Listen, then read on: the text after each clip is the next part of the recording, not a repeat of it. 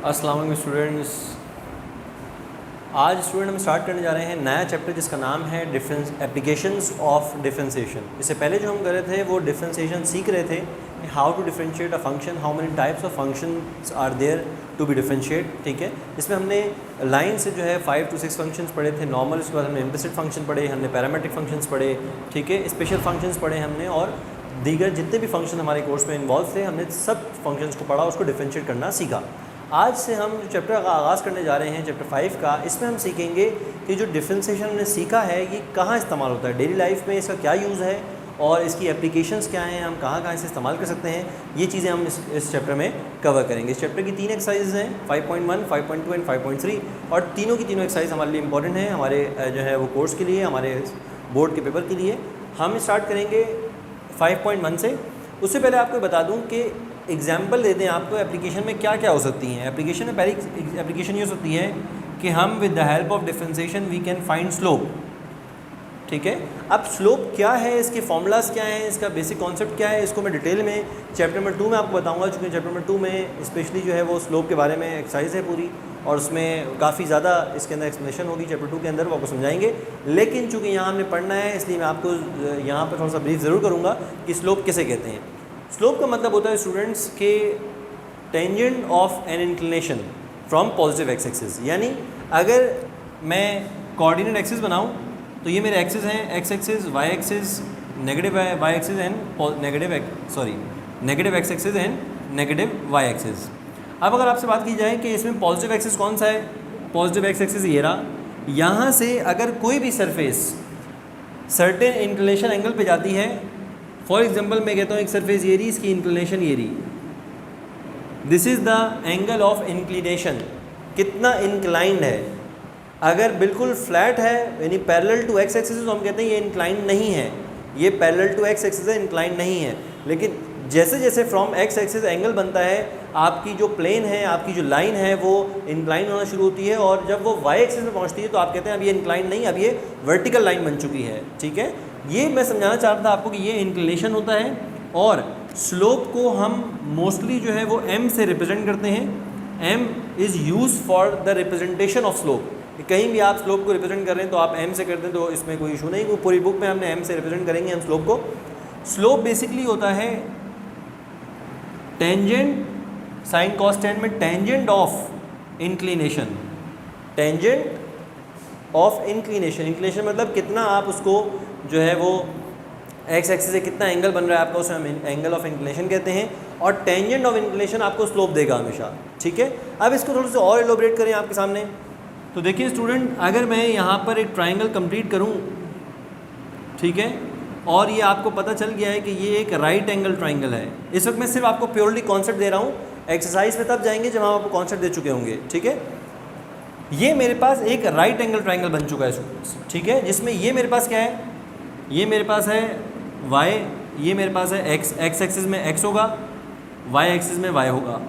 ठीक है, आप इसको डेल्टा वाई कहें, change in y, change in x कहें, आप इसे राइज कहें, इसे रन कहें।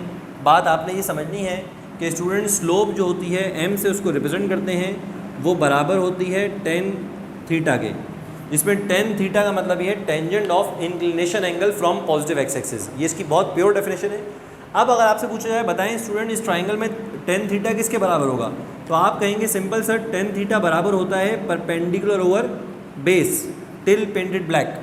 Ten theta is equal to perpendicular over base, मैं यहाँ लिख भी देता हूँ, परपेंडिकुलर ओवर बेस। अब अगर आपसे पूछा जाए इस फिगर के अंदर बताएं इस फिगर में परपेंडिकुलर क्या चीज़ है, तो आप कहेंगे सर परपेंडिकुलर का मतलब ये होता है कि हम कितना ऊपर जा रहे हैं, इंक्लिनेशन के अंदर हम कितना राइज कर रहे हैं।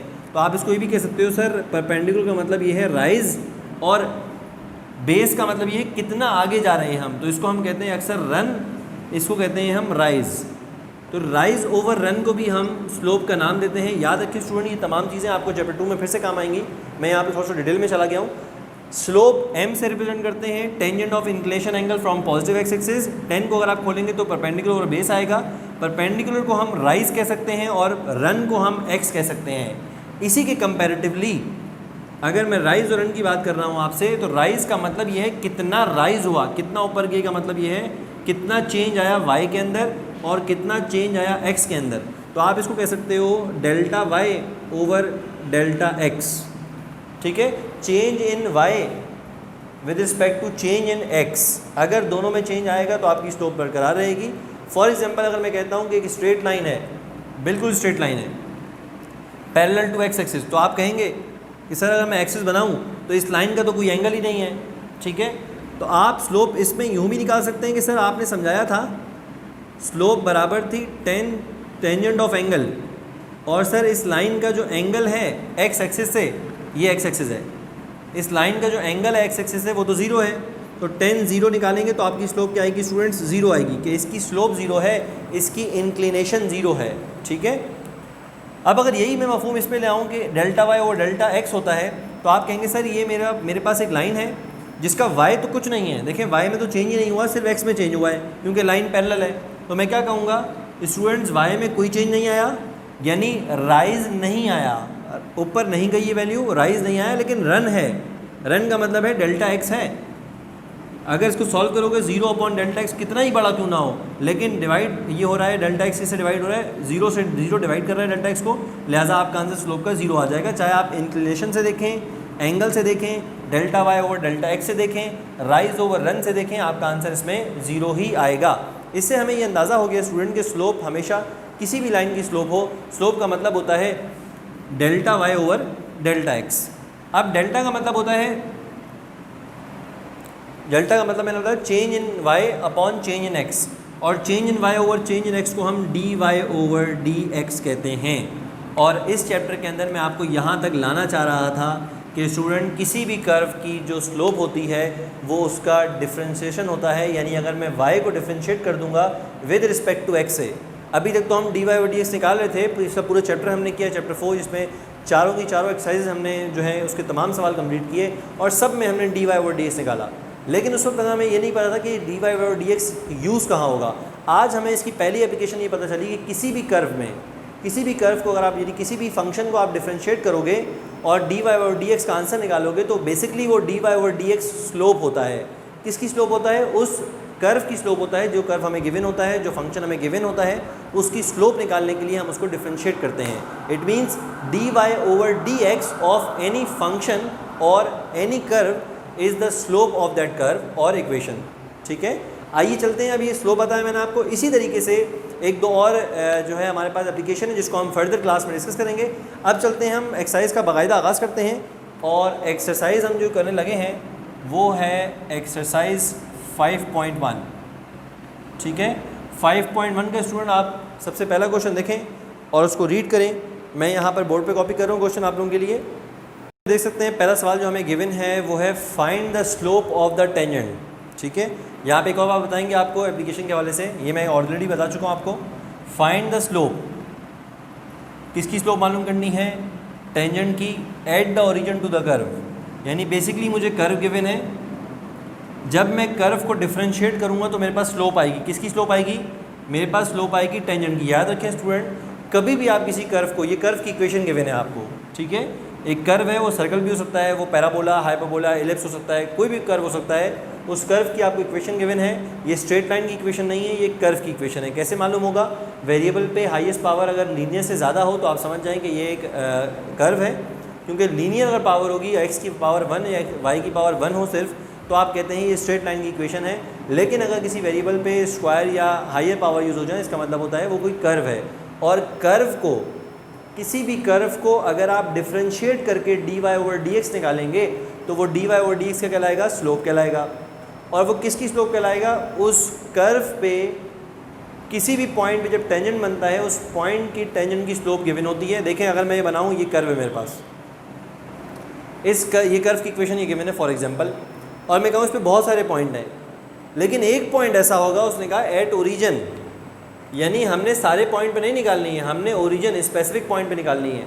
टेंजेंट तो हर कर्व पे निकल सकती है। मैं आपसे कहूँ बेटा इस पॉइंट पे टेंजेंट बनाएं, इस पॉइंट पर, तो आप यहाँ पे टेंजेंट बना देंगे। आप बोलेंगे सर ये रही टेंजेंट, टेंजेंट ये रही। Tangent is the line which only touch the curve at only single point. अब आप बोलेंगे सर यहाँ टेंजेंट बनाए, मैंने कहा ये रही। ये बन गई टेंजेंट। आप कहेंगे सर यहाँ बना है, मैं यहाँ भी बना दूंगा, यहाँ बना है, मैं यहाँ भी बना दूंगा। इसका मतलब कर्व एक इन्फिनाइट पॉइंट से मिलकर बनता है, बहुत सारे इन्फिनाइट पॉइंट से, और हर पॉइंट पे अलग अलग टेंजेंट बन सकती है। इसका मतलब अगर मुझे ये कहता है find the slope of the tangent to the curve, तो मैं सिर्फ इसको डिफरेंशिएट करता, मेरा आंसर आ जाता, स्लोप निकालनी होती मैंने, स्लोप ऑफ द टेंजेंट मेरी डिफरेंशिएशन से यानी dy/dx से स्लोप आ जाती। लेकिन मैंने यहाँ पे स्लोप निकालनी एट ओरिजिन, यानी स्लोप निकालने के बाद जो dy/dx का आंसर आएगा उसमें मैंने ओरिजिन पुट करना है। ओरिजिन का मतलब होता है 0,0, यानी बहुत सारे पॉइंट हैं लेकिन मैंने ऐसे स्पेसिफिक पॉइंट पे निकालना है जो ओरिजिन कहलाता है। मैंने यहाँ पे स्लोप निकालनी है, मुझे स्लोप नहीं चाहिए, मुझे ये स्लोप चाहिए, ठीक है। अब फिगर से आपका ताल्लुक नहीं है, आपने इसको समझना यूँ है कि जब भी कोई कर्व मिलेगा, मैं सॉल्यूशन की तरफ जा रहा हूँ, जब भी कोई कर्व आपको मिलेगा, ये कर्व है और आपसे कहा जाए कि इसकी स्लोप निकाल दें, आगे पढ़ने की ज़रूरत नहीं। अगर कर्व है और स्लोप मांग रहा है आपसे, इसका लाजी मतलब ये है कि आपने इसको डिफरेंशिएट करना है। तो आइए पहले डिफरेंशिएट करते हैं। माइंड में ये रहे कि स्लोप बराबर होती है, अगर माइंड में ये नहीं है तो आप इसको सॉल्व करने में आपको दुश्वारी होगी। अगर माइंड में ये बात है कि स्लोप बराबर होता है dy/dx के, then after reading the question if you have to find out the slope, तो आपको ये नज़र आ रहा होगा कि you have to find out dy/dx। जिस बच्चे को ये स्लोप के अंदर ये नज़र आए कि अगर उसने कहा है फाइंड द स्लोप, तो बेसिकली हमें मालूम करना है फाइंड द dy/dx, ठीक है। एट किस पर? ओरिजिन पर। किसका? इस कर्व का। कर्व कौन सा है? आपको गिवन है। आइए इसको डिफरेंशिएट करते हैं। डिफरेंशिएशन इंशाल्लाह आपको याद होगी, उम्मीद करता हूँ। जब आप मैंने यहाँ पे क्वेश्चन कॉपी किया y(x²+1) = x, अगर मैं आपसे कहूँ स्टूडेंट्स को डिफरेंशिएट करना है तो आप समझ जाएंगे ये मेरे पास एक इम्प्लिसिट फंक्शन है और इम्प्लिसिट फंक्शन को डिफरेंशिएट करने के लिए हम इस्तेमाल करते हैं, हम यूज़ करते हैं डायरेक्ट डिफरेंशिएशन, यानी बोथ साइड पे आपको आप dy/dx अप्लाई करेंगे और इनको डिफरेंशिएट करेंगे। लेकिन जब आप यहाँ देखते हैं स्टूडेंट तो आपको दो फंक्शन नज़र आते हैं। आप कहते हैं सर यहाँ पे y अलग है और x²+1 अलग है, लिहाजा जब मैं लेफ्ट हैंड साइड को डिफरेंशिएट करूँगा तो यहाँ u.v का फॉर्मूला अप्लाई करूँगा, ठीक है। तो आइए मैं u.v का फॉर्मूला अप्लाई करूँगा। u है मेरे पास, y मेरे पास u है और x²+1 मेरे पास v है। तो आइए फॉर्मूला कैसे अप्लाई होगा? u multiply by derivative of v। तो v का डेरिवेटिव क्या है स्टूडेंट्स? x² का डेरिवेटिव 2x प्लस 1 का डेरिवेटिव 0। ये मेरे पास हो गया u multiply by derivative of v plus v which is x²+1 v multiply by derivative of u में x है स्टूडेंट्स, सॉरी y है, और y का डेरिवेटिव होता है dy/dx is equal to, right left hand side आपकी differentiate हो गई। अब राइट हैंड साइड की तरफ चलते हैं। राइट हैंड साइड में लिखा है x और x को जब डिफरेंशिएट करते हैं आंसर आता है 1, ठीक है स्टूडेंट। बहुत सिंपली मैंने इस कर्व को डिफरेंशिएट कर लिया, जो कि आपको कई दफ़ा पहले समझा चुके हैं और इससे मुश्किल से मुश्किल केस आपको बता चुके हैं। अब आपने सिर्फ क्या करना है, तमाम टर्म्स को सॉल्व करके वहाँ पे भेजना है और dy/dx को अलग करना है। तो देखिए स्टूडेंट ये सॉल्व होगा, y multiply by 2x it will give you 2xy, और यहाँ पर आप देखें तो x²+1 dy/dx से मल्टीप्लाई हो रहा है, लिहाजा इसको अलग मैं नहीं कर सकता, सॉरी यहाँ प्लस है, इज इक्वल टू 1। अब क्या होगा स्टूडेंट, 2xy यहाँ पर प्लस है, वहाँ जाकर माइनस हो जाएगा और आपके पास बचेगा x²+1 whole multiply by dy/dx is equal to 1 - 2xy, ठीक है। ये xy यहाँ पे प्लस था, वहाँ जाकर 1 से माइनस हो गया। Now if you want to get dy/dx because you have to find out slope and slope is equal to dy/dx, so you have to separate it out. इसके लिए आप x+x²+1 को यहाँ मल्टीप्लाई और नीचे आके डिवाइड करेंगे और आपके पास जो आंसर आएगा dy/dx का वो आएगा 1 - 2xy डिवाइडेड बाय x²+1। ये आपके पास आंसर आया है, लेकिन ये फाइनल आंसर नहीं है। ये फाइनल आंसर तब होता है स्टूडेंट्स जब मुझे ओरिजिन का ना कहा जाता, मुझे कहा जाता है सिर्फ आप स्लोप निकाल दें टेंजेंट की, इस कर्व की, ये जो कर्व दिया हुआ है इसकी आप स्लोप ऑफ द टेंजेंट निकाल दें। तो मैं डिफरेंशिएट करता, मैं कहता ये रही आपकी स्लोप, dy/dx बराबर होता है m स्लोप के, ठीक है। यहाँ स्लोप लिखते हैं, slope is equal to m which is equal to 1 - 2xy x²+1। मैं यहाँ कहता हूँ और बात ख़त्म हो जाती। लेकिन आपने स्लोप नहीं निकालनी, आपने स्लोप एट ओरिजिन निकालनी है। अब आप क्या करेंगे, आप लिखेंगे स्लोप एट ओरिजिन, ओरिजिन यानी 0,0 इस पे स्लोप निकालने के लिए आप जहाँ जहाँ x है स्लोप के अंदर वहाँ 0 पुट कर देंगे और जहाँ जहाँ y वहाँ भी 0 पुट कर देंगे। इस तरह आपकी क्या आ जाएगी, स्लोप एट 0,0। ये लिख लें तो अच्छी बात है, आपको समझ में आने वाली बात। ये मैं स्लोप निकाल रहा हूँ, m is the slope eight 0,0। जब मैं 0,0 से पुट करता हूँ स्टूडेंट्स, मेरे पास क्या बचता है, 1 माइनस x में 0 पुट किया, y में 0 पुट किया, यहाँ पर x का स्क्वायर प्लस 1। जब आप इसको सॉल्व करेंगे तो फाइनली जो आपका आंसर आएगा, slope of the tangent of this curve is equal to 1। ठीक है, आप रिजल्ट में भी लिख सकते हैं, रिजल्ट में इसको कॉपी कर लें पूरा। आप कहें the slope of the tangent at origin to the curve this will be equal to 1। इस तरह स्टूडेंट हमने पहला सवाल यहाँ मुकम्मल किया है, जिसमें हमने कुछ नहीं किया, तमाम तर जो बेसिक कॉन्सेप्ट थे वो हमने चैप्टर 4 के इस्तेमाल किए हैं, यानी हमने फंक्शन को डिफरेंशिएट किया है बाय यूजिंग फार्मूला। यहाँ तक आप अगर देखें तो चैप्टर 4 के स्टेप्स हैं। इससे आगे जो मैंने आपको बात बताई कि dy ओवर dx जो होता है, हमारे पास राइज ओवर रन कहें, delta y over delta x कहें, ये हमारे पास स्लोप होती है और मैंने यहाँ पर स्लोप में x और y की वैल्यू डालकर आपका स्लोप का आंसर यहाँ पर निकाल लिया है। अब स्टूडेंट इसी तरह हम जाएंगे अपने नेक्स्ट सवाल की जानिब। इसी तरह क्वेश्चन नंबर 2 अगर आप देखें स्टूडेंट, मैंने बोर्ड पे यहाँ पे मेंशन कर दिया है, बिल्कुल सेम एज इट इज़ जैसे क्वेश्चन 1 किया है वैसे ही है। इसमें कहा जा रहा है कि the equation of the curve, फिर से कर्व की बात की गई है, हमें कर्व की इक्वेशन गिवन है जो कि है x square minus 2xy plus y square plus 2x minus 4 is equal to 0। ये कर्व है जिसकी हमें इक्वेशन गिवन है और आपसे क्या मांगा जा रहा है, आपसे कह रहा है कि फाइंड कर दें बस स्लोप। आपने स्लोप ऑफ द टेंजेंट मालूम करना है। Again slope of the tangent किस पर, एक पॉइंट पर, जिस पॉइंट का नाम है 2,2। पहले हमने ओरिजिन पे फाइंड किया था, अब हम 2,2 पे फाइंड करेंगे। काम सिर्फ इतना सा स्टूडेंट, ये बेसिकली एप्लीकेशन ऑफ डिफरेंशिएशन है। चैप्टर चूँकि हमारा वो चल रहा है एप्लीकेशन ऑफ डिफरेंशिएशन, तो इसमें आपको एप्लीकेशन बेस्ड काम दिया गया है कि आपको एक कर्व दिया गया है, आपको सिर्फ स्लोप निकालनी है, लेकिन स्लोप निकालने का तरीका फिर सेम है कि आपने उसको डिफरेंशिएट करना है। डिफरेंशिएट करने के बाद dy ओवर dx को अलग करना है। ठीक है, जब आपके पास dy ओवर dx अलग हो जाएगा तो उसमें आपने 2,2 पुट करके स्लोप का आंसर देना होगा। तो आइए स्टूडेंट इस सवाल को फिर से यहाँ पे करते हैं सॉल्व। सॉल्यूशन की हेडिंग डाल के आप सवाल को कॉपी करेंगे, x square minus 2xy plus y square plus 2x minus 4 is equal to 0। अब क्योंकि हम डिफरेंशिएशन की चारों एक्सरसाइज कर चुके हैं पिछले चैप्टर में, लिहाजा इस फंक्शन को डिफरेंशिएट करना आप लोगों के लिए मुश्किल नहीं होगा। ठीक है, टेकिंग डेरिवेटिव, ठीक है, बोथ साइड जो है आप डेरिवेटिव लें, टेकिंग डेरिवेटिव। जैसे ही डेरिवेटिव लेंगे स्टूडेंट तो ये फर्स्ट टर्म जो है आपके पास एक्स स्क्वायर का डेरिवेटिव हो जाएगा 2x, देन माइनस 2 को आप एज इट इज़ 2 पुट कर देंगे। अगेन अगर आप देखें स्टूडेंट, बच्चे यहाँ पर जल्दबाजी में नहीं देखते, y और x दो डिफरेंट वेरिएबल हैं और दोनों मल्टीप्लाई हो रहे हैं, लिहाजा यहाँ पर एक्स वाई में मैं लगाऊंगा u डॉट v का फॉर्मूला। ठीक है, u मेरा क्या है x, v क्या है y। तो फॉर्मूला इस -2 के बाद आप फॉर्मूला ओपन करेंगे जिसमें लिखेंगे u as it is x multiply by derivative of v, u multiply by derivative of v, y का डेरिवेटिव क्या होता है dy over dx plus v multiply by derivative of u x है, x का derivative 1 होता है, लिहाजा मैंने यहाँ पर 1 लिख दिया है। अब चलते हैं नेक्स्ट पर, प्लस वाई स्क्वायर का डेरिवेटिव जिस तरह स्टूडेंट यहाँ पे x स्क्वायर का 2x था, इसी तरह वाई स्क्वायर का होगा 2y multiply by dy over dx because the derivative of y with respect to x is dy over dx। Then आप देखिए स्टूडेंट यहाँ पर 2x का डेरिवेटिव 2 और -4 का डेरिवेटिव 0 एंड अगेन 0 का डेरिवेटिव 0। अब आपने स्टूडेंट से फर्दर सॉल्व करना है, इस -2 को दोनों टर्म से मल्टीप्लाई करवाएं और dy ओवर dx वाली टर्म्स को अलग करना है हमने।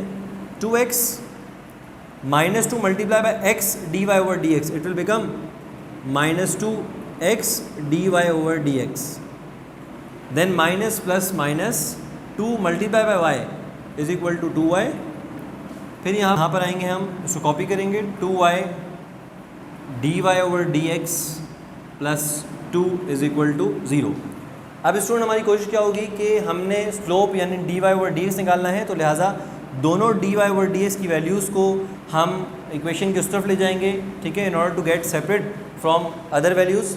ठीक है, तो अब देखें यहाँ पे मैं कॉपी करूँगा 2x माइनस 2y +2 को मैंने यहाँ पे कॉपी कर दिया है, जबकि ये टर्म और ये टर्म दोनों को वहाँ भेज देंगे तो बन जाएगा आपके पास +2x dy/dx, जबकि ये टर्म जो y के साथ है वो माइनस हो जाएगी, -2x 2y dy/dx। यहाँ तक करने के बाद स्टूडेंट आप देखें कि इस पूरी टर्म में से आपको 2 कॉमन मिल रहा है, तो आप 2 कॉमन ले लें, तो ये बन जाएगा 2x - y +1। ठीक है स्टूडेंट्स, जबकि अगर आप बराबर में देखें तो यहाँ से जो कॉमन आ रहा है वो 2 भी कॉमन आ रहा है और dy/dx भी कॉमन आ रहा है, तो हम ये लिख सकते हैं 2 कॉमन लिया, अंदर बचा x - y और बाहर आपके पास कॉमन बचा है dy/dx। देखें स्टूडेंट, इसको मैंने इस तरह लिख लिया, यहाँ से 2 कॉमन ले लिया मैंने और दोनों में dy/dx कॉमन था जिसे मैंने कॉमन लेके वहाँ पर सेपरेट कर दिया है और बीच में आपस बचा x - y। देन स्टूडेंट हमारा टारगेट है dy/dx को अलग करना, तो आप इसको अलग करेंगे, उससे पहले यहाँ से 2 से 2 कैंसिल आउट हो जाएगा।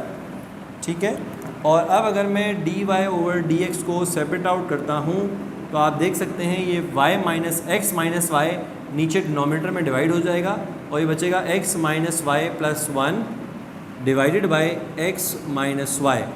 This is basically the slope of the curve. ये कर्व की स्लोप आ गई है स्टूडेंट हमारे पास, लेकिन हमने कर्व की स्लोप नहीं निकालनी, यानी हमने सिर्फ स्लोप ऑफ द टेंजेंट नहीं निकालना, हमने एट 2, 2 निकालना है।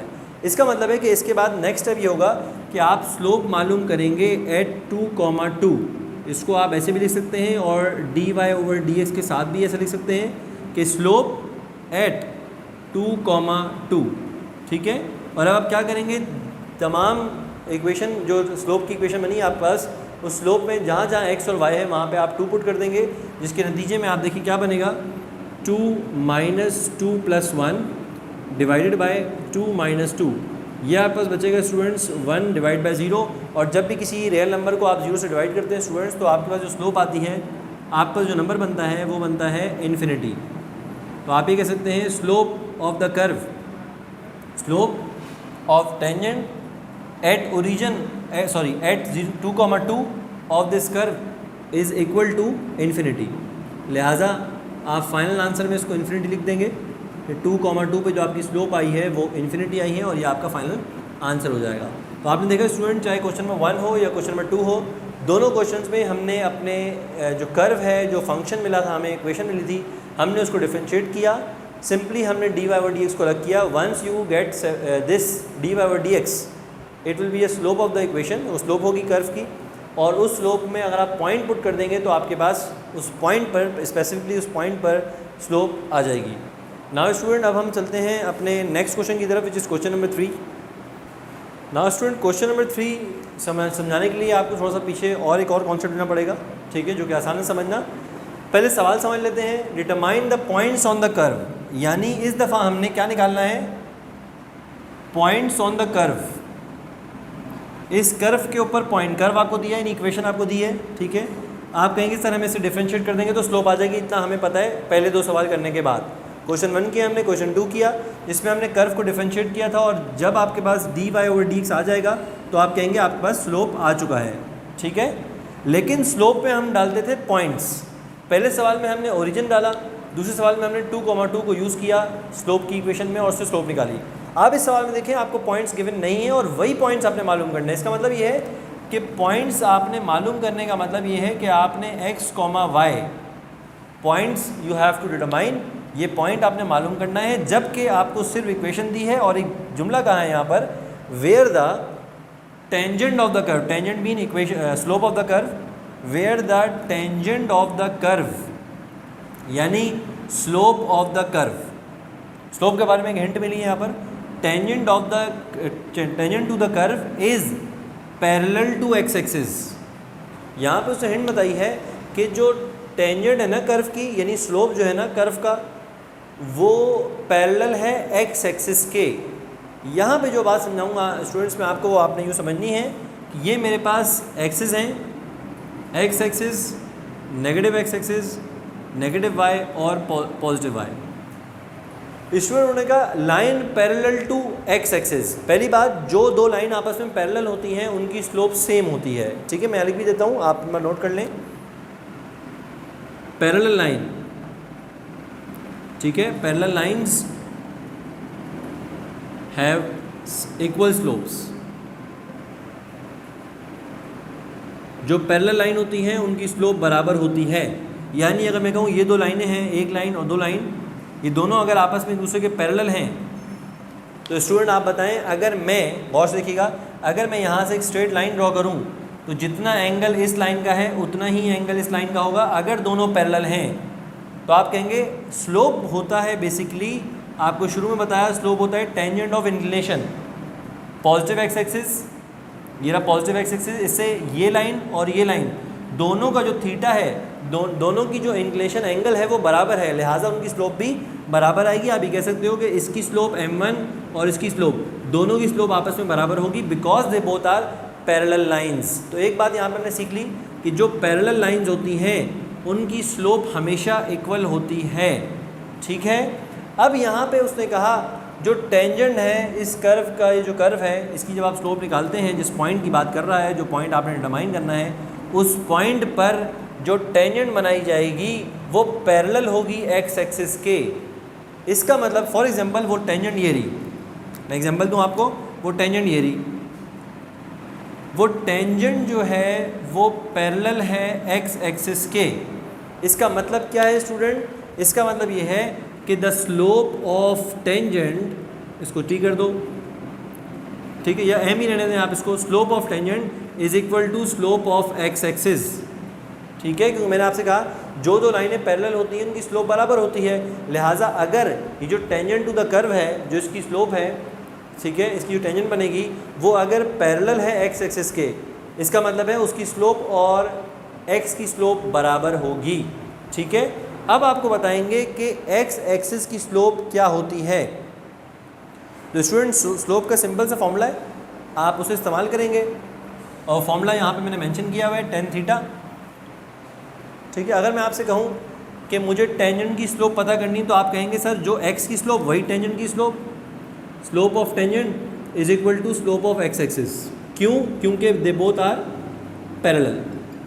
If two lines are parallel then their slopes will be equal. ठीक है, मैं ऑलरेडी यहाँ लिख चुका हूँ। अब अगर मैं आपसे पूछूँ बताएं एक्स एक्सिस की स्लोप क्या है, तो स्टूडेंट आप मुझे कहेंगे सर एक्स एक्सिस की स्लोप का मतलब ये है tan थीटा। थीटा में क्या पुट करें? एक्स एक्सिस का, एक्स एक्सिस से एंगल कितना है, तो आप कहेंगे सर एक्स एक्सिस का तो कोई एंगल ही नहीं है, ये तो ज़ीरो है, लिहाजा आप 10 के एंगल में यहाँ ज़ीरो पुट करेंगे और स्लोप ऑफ एक्स एक्सिस हमेशा ज़ीरो आएगा। MCQs में भी आ सकता है आपके पास कि what is the slope of x axis, तो ये कंफर्म है कि एक्स एक्सिस की स्लोप ज़ीरो होती है। इसी तरह अगर मैं वाई एक्सिस की बात करूँ, वाई एक्सिस मेरे पास ये रहा, और मैं आपसे पूछूँ बेटा बताएं वाई एक्सिस की स्लोप क्या है, तो आप कहेंगे सर tan थीटा, यहाँ पर भी tan थीटा यूज़ करेंगे, लेकिन जो एंगल आएगा वो बताएं पॉजिटिव एक्स एक्सिस से y का कितना एंगल है, तो आप कहेंगे सर 90 डिग्री है।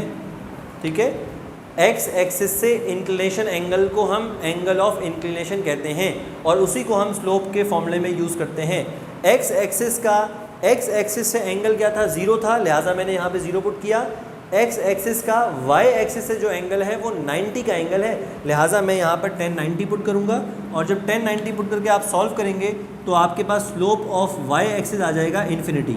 याद रखिएगा स्टूडेंट्स, ये दो बातें आपको बताई हैं, दोनों इंपॉर्टेंट हैं। Slope of x axis equal to zero, ठीक है, because x axis makes angle zero with the x axis, and slope of y axis becomes 90 because y-axis makes 90 angle with the positive x-axis. Therefore, if you put 90 in tangent theta formula, then we will get the slope infinity.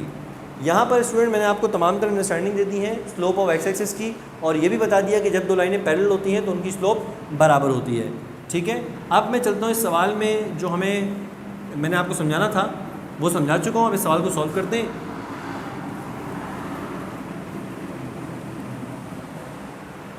ये देखिए student, सबसे पहले मैंने क्या करना है, मैंने निकालना है पॉइंट, पहली बात सब, और आपको क्या गिवन है? स्लोप गिवन है, तो आप यहाँ पे सॉल्यूशन की हेडिंग डालेंगे और आप ये कहेंगे since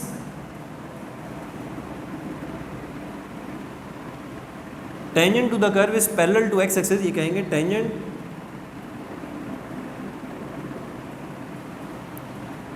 to the curve is parallel to x axis, therefore क्या मतलब इस बात का कि slope of the tangent will equal to slope of x axis. ठीक है, स्लोप ऑफ टेंजेंट का मतलब ये कि हम dy ओवर dx निकालेंगे इसका, ठीक है, डिफ्रेंशिएट करेंगे, उसी को कहते हैं हम स्लोप, आपको पहले बता चुका हूँ, और वो बराबर है 0 के, इसे कहते हैं 1। ठीक है, इसकी इस हिंट से कि tangent to the curve is parallel to x axis हमें डेटा मिल चुका है। और अब हम जाएंगे अपने इक्वेशन को डिफ्रेंशिएट करने। मैं यहाँ पे इक्वेशन कॉपी करूँगा, 2x³ minus 16x² plus 36x plus 10। आप इसे डिफ्रेंशिएट करेंगे, जैसे ही इसको कहते हैं 2, आप इसे डिफ्रेंशिएट करेंगे तो आएगा dy ओवर dx। इसमें आपको सेपरेट करने की ज़रूरत नहीं, ऑलरेडी ये dy ओवर dx सेपरेटेड है। 3 multiply by 2 is equal to 6x²। ठीक है, 2 15 times is 30x, 1 time 36 is 36 and plus 0। ठीक है, अब 0 नहीं भी लिखें तो इससे कोई इशू नहीं है। ये मेरे पास स्टूडेंट dy ओवर dx आ गया, और dy ओवर dx का मतलब ये होता है स्लोप। ठीक है, तो मैं कह सकता हूँ स्लोप मेरे पास आ चुका है, which is 6x² minus 30x plus 36। ये मेरे पास m की वैल्यू आ चुकी है जो कि स्लोप है। और इत्तेफाक की बात यह है कि इस दफ़ा हमें m की वैल्यू ऑलरेडी मालूम थी जो कि 0 है, और हिंट में हमें गिवन थी कि m आपका जो स्लोप है आपकी टेंजेंट की वो x एक्सिस के बराबर है और वो 0 है। लिहाजा अब मैं इसको पुट करूँगा इन 1, किसकी वैल्यू को, m की वैल्यू की जगह मैं m जो भी स्लोप का वैल्यू है, ये स्लोप की इक्वेशन बनी है, मैं यहाँ पे पुट करूँगा इक्वल टू 0। तो यहाँ देखिए स्टूडेंट्स, मेरे पास बनेगा 6x² minus 30x plus 36 is equal to m की जगह मैंने m की वैल्यू इंसर्ट कर दी, और ये बराबर किसके, 0 के। यहाँ स्टूडेंट आपके पास एक क्वाड्रेटिक इक्वेशन बन गई है। आप चाहें तो उसमें से 6 कॉमन लेके वहाँ भेज दें, तो 6 जैसे ही कॉमन लेंगे तो आपके पास बच जाएगी equation x² minus 5x plus 6 is equal to 0, और आपके पास एक मेन इक्वेशन बनेगी x² minus 5x plus 6 is equal to 0। ये स्टूडेंट मेरे पास जो आया है आंसर, ये क्वाड्रेटिक इक्वेशन है, और इस क्वाड्रेटिक इक्वेशन में से मेरे पास 2x के आंसर आ सकते हैं, क्योंकि हमने पॉइंट निकालना है, तो 2x के पॉइंट यहाँ से मिलेंगे मुझे। आप इसको क्वाड्रेटिक फॉर्मूले से सॉल्व करें या मिडिल टर्म ब्रेक करें, x के यहाँ पर 2 आंसर्स आएंगे। मैं यहाँ पर स्टूडेंट डायरेक्ट इसके आंसर लिखूँगा। 2 आंसर्स मेरे पास आएंगे x के। एक x का आंसर आ रहा है +2 और एक आंसर आ रहा है +3। They both are the answers of this quadratic equation. x के 2 आंसर आ चुके हैं। अब स्टूडेंट y के आंसर्स के लिए क्या करें, चूँकि पॉइंट के लिए मुझे x भी चाहिए, मुझे y भी चाहिए। x के आंसर्स मुझे मिल चुके हैं 2। अब y के आंसर निकालने के लिए आप देखिए पूरे बोर्ड पे ऐसी इक्वेशन लिखी होगी जिसमें आपको y मेंशन होगा, तो वो सिर्फ और सिर्फ इक्वेशन नंबर 2 है। या आप सवाल कहें, सवाल में जो फंक्शन गिवन है वही सवाल गिवन है, मुझे कर्व की इक्वेशन गिवन है। आप चाहेंगे तो इस दोनों इक्वेशंस को बारी बारी पुट करेंगे इक्वेशन नंबर 2 में, and you will get the answer of y। तो मैं लिखूँगा पुट इन इक्वेशन 2। इक्वेशन 2 में जब स्टूडेंट मैं यहाँ पे पुट करने जा रहा हूँ तो देखें y is equal to 2x³। It means 2 की पावर 3, देन माइनस 15 2 की power square, and then minus 36 multiply by 2 plus 10। आज इस पूरे कंप्लीट को सॉल्व करेंगे तो आप पास यहाँ पर एक y का आंसर आएगा। इसी तरीके से आपने 3 वैल्यू के लिए सॉल्व करना है। ये जैसे मैंने 2 के लिए कर रहा हूँ, अगेन आप 3 के लिए करेंगे। 3 का क्यूब माइनस 15 3 का square plus 36 multiply by 3 plus 10। आप इन दोनों इक्वेशंस को with the help of calculator solve करेंगे स्टूडेंट। तो यहाँ से आपके पास y के 2 आंसर्स आएंगे, और वो आंसर को जिस तरह से हैं मैं यहाँ पर सॉल्व कर रहा हूँ, आप भी with the help of calculator solve करेंगे। तो आपका जो ये आंसर है, इस 2 को रखने पर जो आपका आंसर आ रहा है वो आ रहा है 38। ठीक है स्टूडेंट्स, और 3 को रखने पे जो आपका आंसर यहाँ पे आ रहा है वो आ रहा है 37। ये किसके आंसर है स्टूडेंट, ये y का आंसर है। तो y का आंसर 38 किस पर, x के 2 रखने पर। तो आपका जो ऑर्डर पेयर बनेगा वो बनेगा 2,38, ठीक है। इसी तरीके से आपका जो सेकंड ऑर्डर पेयर बनेगा वो बनेगा 3,37। ये 2 ऑर्डर पेयर बने हैं स्टूडेंट। उसने कहा था पॉइंट निकालें, कौन सा, determine the points on the curve on this where the tangent to the curve is parallel to x axis. तो हमने 2 पॉइंट निकाल के दिए हैं कि इन दोनों पॉइंट्स के ऊपर जो टेंजेंट टू द कर्व है वो पैरेलल होगी x एक्सिस के। और इस तरह हमारा क्वेश्चन नंबर 3 जो है स्टूडेंट्स वो यहाँ पर ख़त्म हो चुका है। अब हम चलते हैं आज के लास्ट क्वेश्चन पे, जो होगा क्वेश्चन नंबर 4, और वो भी तकरीबन इसी तरह का है। जो कॉन्सेप्ट मैंने इस क्वेश्चन में आपको दिया है वही कॉन्सेप्ट को लेके हम क्वेश्चन नंबर 4 को सॉल्व करेंगे। आइए चलते हैं स्टूडेंट्स। मैंने यहाँ पे स्टूडेंट क्वेश्चन 4 को मेंशन कर दिया है, ठीक है, जिसमें अगेन आप देख सकते हैं कि we have to determine the points again. हमने फिर से पॉइंट्स मालूम करने हैं x, y, जैसे कि क्वेश्चन नंबर 3 में किए थे, ठीक है। Of the curve this, curve आपको बहुत ही मामूली सा कर्व गिवन है, ठीक है। It's a parabolic curve, y² is equal to 4x, ठीक है। ये हमें सवाल दिया है, हमने क्या निकालना है, इसके पॉइंट जहाँ पर where the tangent to the curve is parallel to y axis. इस दफ़ा क्या दिया है, पैरेलल टू y एक्सिस। उसको स्टार्ट ऐसे करेंगे स्टूडेंट, इसको 1 कहते हैं आप। फिर आपने स्टार्ट करना है कि since the tangent to the curve is parallel to y axis, therefore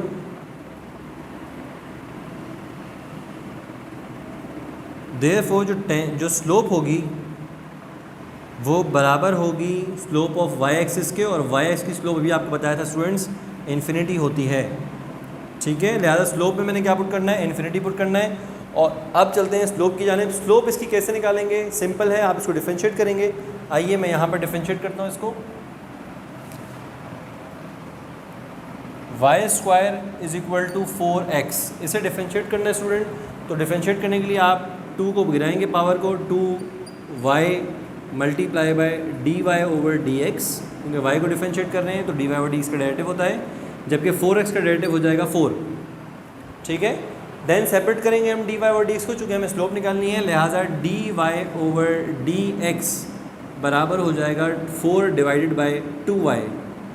और इसको रिमेनिंग सॉल्व करेंगे स्टूडेंट्स आप, तो 2 1 एंड 2 टाइम्स 2 इज़ 4। और dy/dx आपके पास स्लोप बन चुका है। आप लिख सकते हैं स्लोप मेरे पास आ गया है 2/y, ठीक है स्टूडेंट्स। dy/dx स्लोप होता है, लिहाजा dy/dx की जगह मैंने m लिख दिया है, m इज़ द स्लोप। और यहाँ स्लोप जो निकली है वो 2/y है। ये मेरे पास स्लोप निकल चुकी है। असल में वो कह रहा है जो आपकी टेंजेंट टू द कर्व है वो पैरेलल है y एक्सिस के, लिहाजा स्लोप जो है वो बराबर हो जाएगी इन्फिनिटी के। अगर मैं इसको इन्फिनिटी काउंट करूँ, क्योंकि उसने कहा है ये पैरेलल टू y एक्सिस है, और पैरेलल टू y एक्सिस का मतलब है कि इसकी स्लोप y एक्सिस की स्लोप के बराबर है, जबकि y एक्सिस स्लोप होती है इन्फिनिटी, ठीक है। अब इन्फिनिटी को सॉल्व करने का तरीका हमें निकालना है, बेसिकली पॉइंट्स हमें निकालना है x, y। तो इन्फिनिटी से हम y का आंसर कैसे निकालें, सवाल है दरअसल ये, और इसको सॉल्व करेंगे हम यहाँ पर। देखें, इन्फिनिटी का मतलब होता है स्टूडेंट्स किसी भी रियल नंबर को अगर आप 0 से डिवाइड कर दो। तो मैं यहाँ पर 1 अज्यूम कर रहा हूँ कि 1 मेरा नंबर है, 1/0 इज़ इन्फिनिटी। जब भी इन्फिनिटी की बात होती है तो हम उसको फ्रैक्शन फॉर्म में 1/0 लिखते हैं, because any real number when divided by 0 it will give you infinity. और बाकी जो टर्म है वो मेरे पास सेम है, 2 डिवाइडेड बाय y। सिर्फ मैंने